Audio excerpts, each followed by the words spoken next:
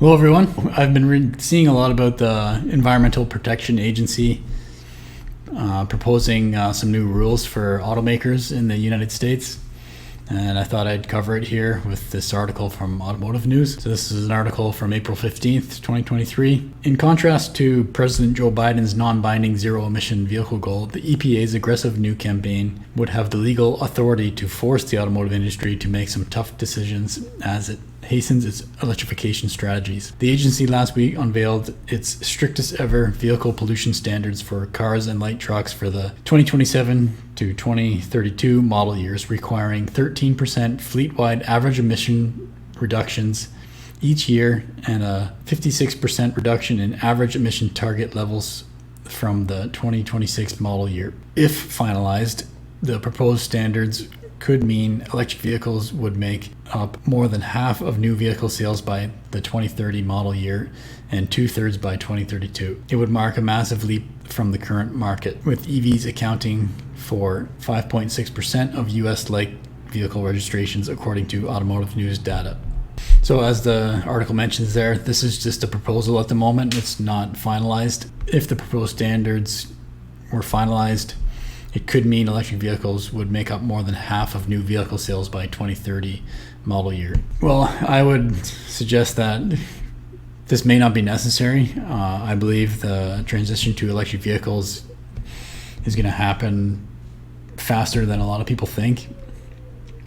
And we have examples of it already. One that I'll focus on here is Norway. So Norway has already gotten to about 80% electric vehicle sales, and it took just 10 years to go from 1.6% of the sales to 86.2%. Now these include plug-in hybrid sales, but my understanding is 79% of the sales for 2021 are battery electric vehicles. So these numbers are pretty close to what I would expect for full battery electric vehicles adoption. The States is already at 5.6% electric vehicle adoption. So in 8 years, it got to 80% without any forcing from the government. In Norway, I believe they just saw that it was a better way to go. They had higher gas prices there. Adoption happened quickly. And I think the same thing will happen in the States as people realize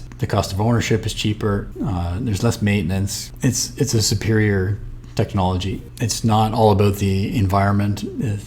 It's just a better solution for getting to A to B, especially if you have a home charging solution. So I believe we'll see an adoption curve like this, and really once it gets going and you get to say 20-30% adoption, and people start talking and they say that this is a better vehicle, I have less maintenance, it's a safer vehicle, it's more convenient, who's going to want to buy internal combustion engine vehicle if everyone can start to see that we are going here. More and more people are going to decide not to get a internal combustion engine vehicle, and we'll see this kind of adoption with or without these mandates from the government. So whether or not this push from the government is necessary is questionable in my mind. Maybe it could just be posturing because if you go through the whole article, they talk a lot about we're doing this for the environment, as they're trying to cut the CO2 emissions. So they can posture and sound good and hopefully get reelected. But just strictly looking at the technology, in my opinion, it's a better technology, and the better technology will win out, and it will get adopted quickly.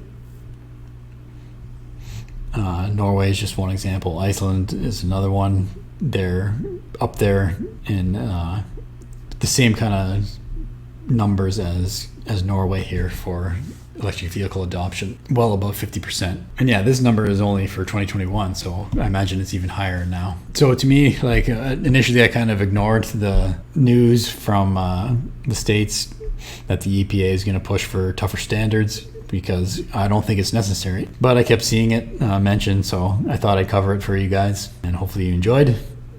My name's Evan Bertrand. This is the Evergreen Channel. Thanks for watching.